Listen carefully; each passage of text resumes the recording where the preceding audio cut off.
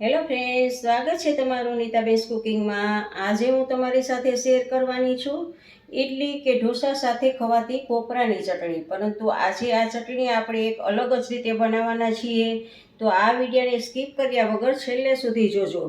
પરંતુ રેસીપી બનાવતા પહેલાં તમને મારી એક રિક્વેસ્ટ છે કે જો તમને મારી રેસીપી ગમતી હોય તો લાઈક કરીને શેર કરજો, અને આવી જ નવી નવી રેસીપીના નોટિફિકેશન મળતા રહે તે માટે મારી ચેનલને સબસ્ક્રાઈબ કરજો। તો ચાલો બનાવીએ। આજે આપણે ઢોસા કે ઇડલી સાથે ખવાતી કોપરાની ચટણી છે ને એ બનાવવાના છીએ, પણ એ ચટણી કંઈક અલગ જ રીતે બનાવવાના છીએ। તો જુઓ, આ મગફળીના બી છે એને મેં રોસ્ટ કરી લીધા છે અને ઉપરથી ફોતરા બધા કાઢી લીધા છે, અને આ દાળિયાની દાળ છે અને કોપરાનું ખમણ છે। લીલું કોપરું હોય તો લીલું કોપરું, અને જો લીલું કોપરું હાજરમાં ના હોય તો સૂકું કોપરું હોય તો એ પણ ચાલે છે। અને આ ત્રણેય સરખા ભાગે લીધું છે। એ ત્રણેયને આમાં આપણે મિક્સર જારમાં એડ કરી દઈશું। અને હવે એમાં આપણે આટલો ટુકડો આદુનો છે, એ આદુના ટુકડાને ઉપરથી આપણે છાલ ઉતારી લેશું।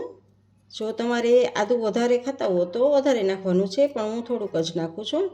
તો નાના નાના પીસ કરી લેશું અને આમાં આપણે એડ કરશું। તો નાનો ટુકડો એક આદુનો આમાં નાખશું, અને એક તીખું મરચું, કારણ કે જો વધારે મરચાં નાખશું ને તો એની વ્હાઈટ કલર છે ને એ ઓછો થઈ જશે, ગ્રીન ઉપર કલર આવશે। એટલે આપણે આમાં લીલા ધાણા તો બિલકુલ નાખવાના નથી, કારણ કે તો કલર ચેન્જ થઈ જાય છે લીલા ધાણા નાખીએ તો। અને મરચું તીખું હોય ને એવું લેવાનું છે। તો તીખું મરચું બની શકે તો નાની ઝીણી તીખી મરચી આવે છે એ મરચી પણ તમે નાખી શકો છો, પણ ઓછું તીખું કરું છું એટલે હું આ તીખું મરચું નાખું છું। એ મરચાંને પણ આપણે આમાં કટકા કરી અને એડ કરશું। અને હવે એમાં વધુ કંઈ નથી નાખવાનું, પણ થોડુંક સ્વાદ પ્રમાણે આપણે એમાં નિમક એડ કરશું અને ખાંડ એડ કરશું। એ સિવાય બિલકુલ બીજું કંઈ નાખવાનું નથી। જુઓ, ખાંડ અને નિમક બે જ નાખેલું છે। અને હવે આપણે આને મિક્સરમાં ક્રશ કરી લઈએ। તો જુઓ, આપણે આને એક વખત મિક્સરમાં ક્રશ કરી લીધું છે, જેથી કરીને એકદમ સરસ પાવડર આપણે બની જાય। તો અને ચપ્પુની મદદથી બધી બાજુ બાઉલના દિવાલમાં ચોટેલું હોય છે એ બધું આવી રીતે આમ ચપ્પુની મદદથી અંદર લઈ લેવાનું છે। જુઓ, આવી રીતે આપણે આમ અંદર લઈ લીધું છે। અને હવે આપણે આમાં દહીં એડ કરશું।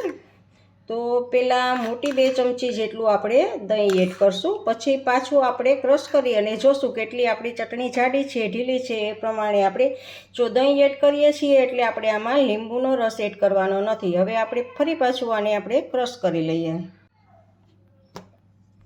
જુઓ, 2 ચમચી દહીં નાખવાથી થોડુંક આપણું થિકનેસવાળું હતું, આપણે જાડી ચટણી હતી, તો એ માટે મેં ફરી પાછું 1 ચમચી આમાં દહીં ઉમેરેલું હતું।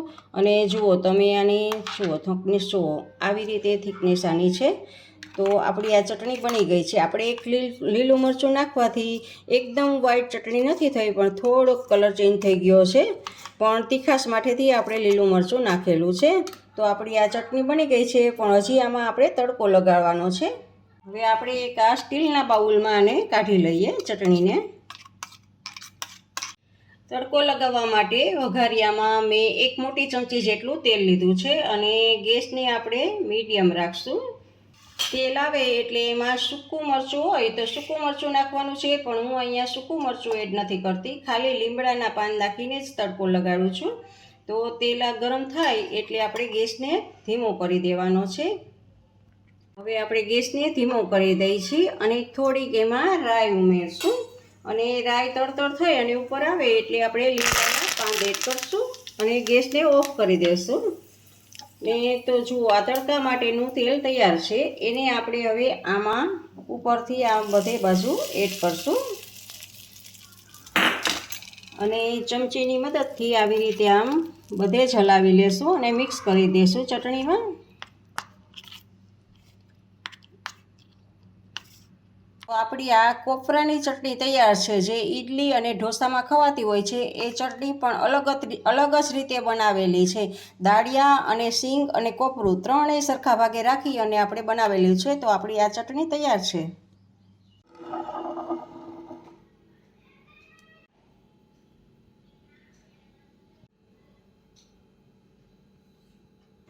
ફ્રેન્ડ્સ, તમને મારી આ કોપરાની ચટણીની રેસીપી કેવી લાગી તે કમેન્ટ કરજો, અને જો સારી લાગી હોય તો વિડીયોને લાઈક કરીને તમારા ફેમિલી મેમ્બર્સ અને ગ્રુપમાં શેર કરજો, અને મારી ચેનલને સબસ્ક્રાઈબ કરજો. આવજો, બાય. ફરી મળીએ એક નવી રેસીપી સાથે.